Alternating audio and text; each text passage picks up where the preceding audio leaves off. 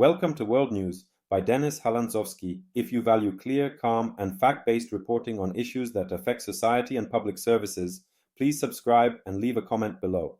Today we examine a developing story involving fire departments, expensive software contracts, and the role of private equity in public services. A story with implications for government transparency, taxpayer cost, and public safety. Across several major cities in the United States, fire departments have entered into costly contracts with a private software company that provides technology solutions for emergency response, dispatch systems, data tracking, and operations management.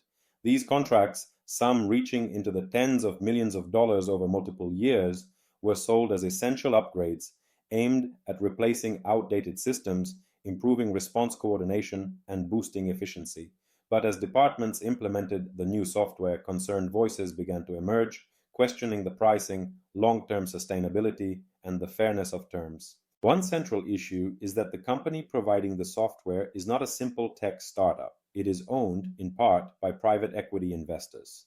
Private equity firms are known for acquiring promising companies, restructuring them, and seeking high returns for their investors, often within relatively short timeframes.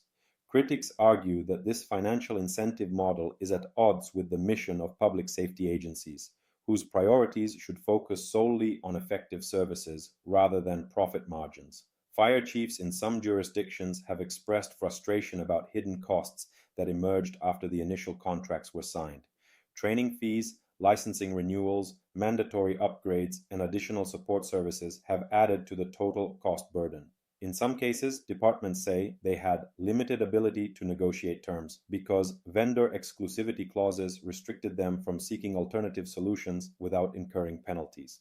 Community advocates and watchdog groups have raised concerns about a lack of transparency in how these deals were negotiated, particularly given that many of these departments rely on municipal funding and taxpayer dollars.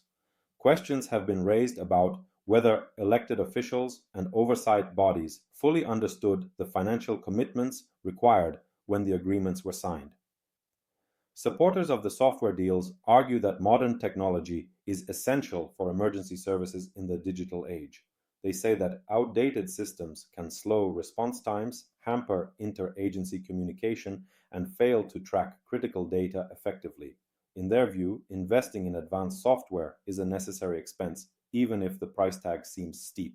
The controversy extends far beyond the fire departments involved. At its core, it reflects a larger debate about the role of private capital, particularly private equity, in essential public services. Private equity firms operate with a business model that emphasizes high returns for investors. When such firms become stakeholders in companies that provide services traditionally delivered by the public sector, questions arise about where priorities lie. Are decisions being driven by public interest or by financial returns? How transparent are the contracts?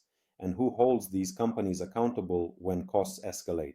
Analysts warn that the trend of outsourcing public services, even partially, to for-profit entities, especially those backed by powerful financial interests, can weaken democratic oversight.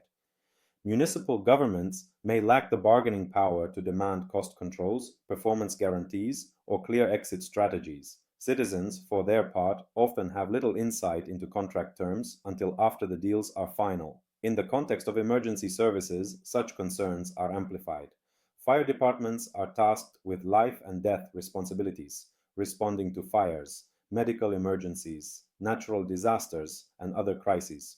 When administrative and operational tools are tied to commercial contracts with complex cost structures, disruptions in funding or technology can have real consequences for community safety. At the same time, local governments are under pressure to modernize infrastructure. Legacy systems, often decades old, can be vulnerable to cyber threats, inefficient in handling data, and difficult to integrate with newer communication networks. Software solutions can deliver improved dispatch accuracy, data analytics for risk assessment, and faster communication between units. The challenge lies in balancing technological advancement with fiscal responsibility and public accountability. This situation also underscores a broader economic question: how to ensure that innovation in public services benefits the public without creating undue financial burden or compromising transparency. As more tech companies enter the public sector And as private equity continues to influence corporate ownership structures, policymakers, watchdogs, and citizens will increasingly need to engage in conversations about regulation, contract oversight, and long-term planning.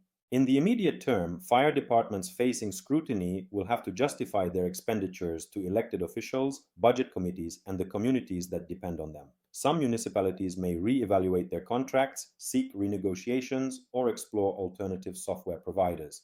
Public hearings and audit reports are likely to follow, as stakeholders push for clarity and accountability.